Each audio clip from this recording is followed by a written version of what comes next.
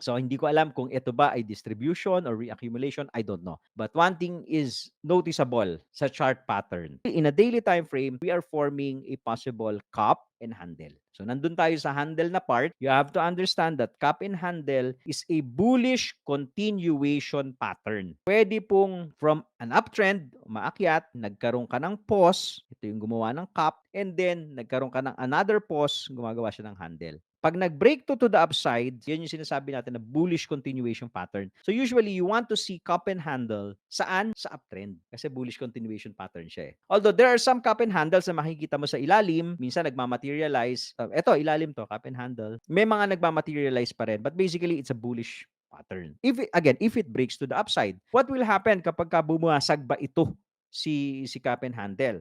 So that measured move, no, yung target niyan usually is the bottom nung cup and then lalagay mo yan doon sa breakout point. Let's say diyan mag-breakout. Ito yan, papasok ka diyan, 134, 135. That's a possible target.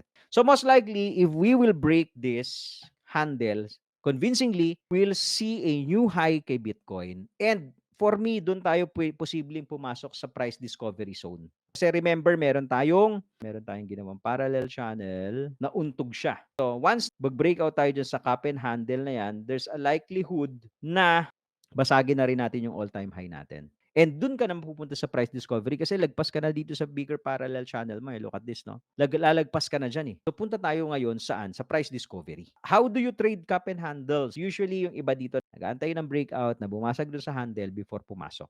Yung iba papasok sa retest, pag ni-retest, bumasag, nag-retest, pasok. Yung iba mas conservative, inaantay na mabasag yung all-time high. So expect ninyo, okay, yung pullback kasi gumagawa ng handle.